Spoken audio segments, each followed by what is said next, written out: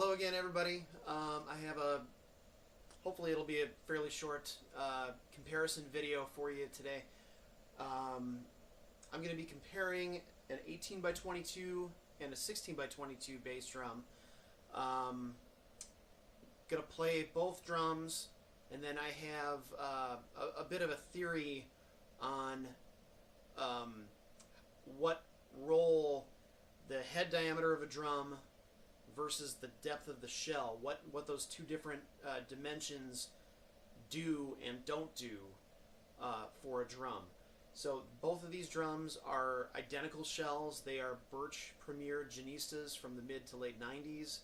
I have the same heads on both drums. They're clear Remo Power Stroke batter heads, smooth white Power Stroke resonant heads. Both drums have those eye-shaped DW muffling pillows inside of them, and I'm using the felt side of DW two-way bass drum beaters on both pedals. So I'm going to play both drums, start with the deeper drum, and then go to the shallower drum. And if you can listen to this on a nice set of speakers that will accurately reproduce low end, you're going to be better off than listening on a pair of just laptop speakers. In-ear monitors are good. Studio monitors, if you've got them, something that's going to really reinforce the low end. So anyway, I'll shut up. I'll play these drums, and then I'll go through my little spiel, my theory on diameter versus depth when it comes to drums.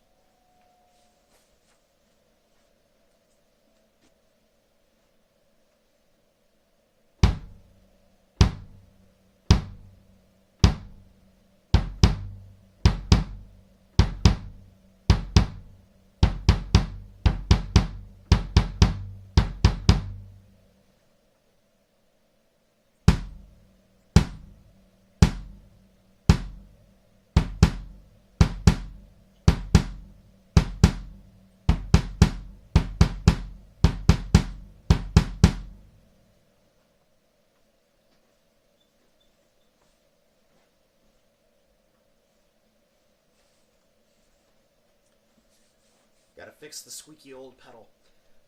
So anyway, a couple years ago, when I started really digging in and collecting these Damask Red Premier Genistas, I ended up with a bunch of different tom sizes, and what I was after, what I was trying to locate, were a lot of the old traditional depth toms. Your 8 by 12, 9 by 13, those types of dimensions. In the 90s, the power toms were still a big thing. Most of these kits, you would find with like a 9 by 10, 10 by 12, 12 by 14 hanging tom, 14 by 16 hanging tom, and you always had the 18 by 22 or an 18 by 20 bass drum. So I started going after the shallower toms. I'm playing a bigger bass drum, usually a 24. Wanted something that I could get down a little bit lower over the top of a bigger drum. But I was curious as to what I was either gaining or losing by going from the power tom depth back to the traditional depth tom. So I had two 12s, 8 by 12, 10 by 12. Put the exact same heads on both drums, tuned them to the same pitches, top and bottom, put them up on a double tom stand, and went back and forth for a while. And what my ear was telling me was that the pitch of the two drums were identical.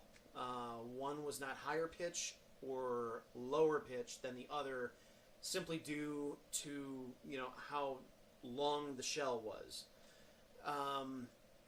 What the depth of the shell changed was the length of the note, how long the drum would take before it fully decayed out. The 812 spoke a lot quicker. It was a nice, quick, smooth decay. The 1012 hung in there for another half a second or so. And and you could feel there was also a little bit of a difference in the feel between the drums. The deeper shell, it just felt like you kept kind of going into the drum as you played it, whereas the 8x12 stick popped back at you just a little bit quicker. So my theory on diameter versus shell depth is this. The length of the shell dictates your maximum duration of your note. The diameter of the drum is going to dictate the usable tuning range of that instrument. You can only go so high, you can only go so low in a given diameter. And I know there's a lot. I think there's a lot of misinformation out there regarding shell depth, diameter. One thing that I hear quite a bit, people say, they get a lower note out of a longer shell, especially when it comes to bass drums. With my theory, that longer shell, all it's doing is producing a longer note. Then I go back to, for most of the gigs that I get called for, rock, country, pop, whatever, the bass drum sound that I need in those situations, and a lot of studio situations, is you just need something that goes thump and gets out of the way. So, these longer shell depths, especially when you start getting into the, almost like square-sized bass drums. I've seen 20 by 20 inch bass drums, 22 by 22. Not only does it take up way too much space on a stage, just the acoustic, the properties of that shell, it's working against me. So, I love these 90s premieres to death. It's pretty much all I own and play anymore. But some of the most fantastic sounding bass drums that I've had in my possession have been old Ludwigs from the 60s and 70s. The old 14, I've had 1420, 1422, 1424s. And they all, they thump you real good and hard in the chest, and then they get out of the way. So that's my take on shell depth. Shell diameter, like I said, it dictates the pitch of the drum. In this same series, I have a 16 by 20, and I also have an 18 by 24. I've heard a lot of guys say that, I can get this, I can get the low end out of a 20 that I can get out of a 24 through a PA. And maybe, but acoustically in a room, there's no way that a 20-inch bass drum is going to touch the low end, the low note of my 24. There's just no way. One of those Ludwig bass drums that I had, it was a little 1420. It had a pretty satisfying low note. I will give it that, but it did not have the low note of a 24.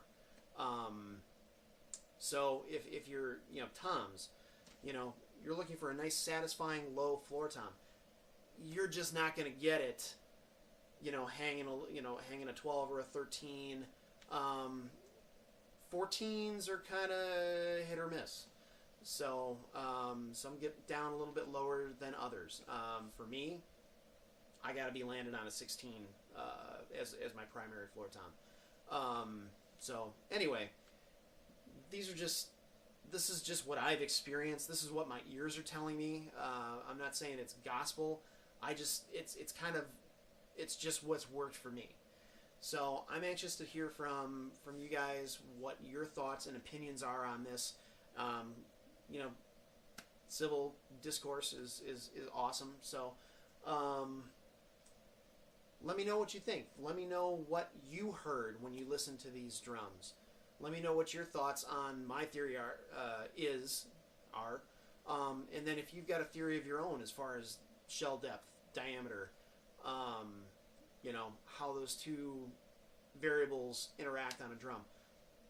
Let me know what you think about that. So hope this has been beneficial in some way, shape, or form. I will think of some other comparison, contrasts, and other demos to do, and throw them up when I have a chance. So, thanks for your time. Appreciate it. Take care.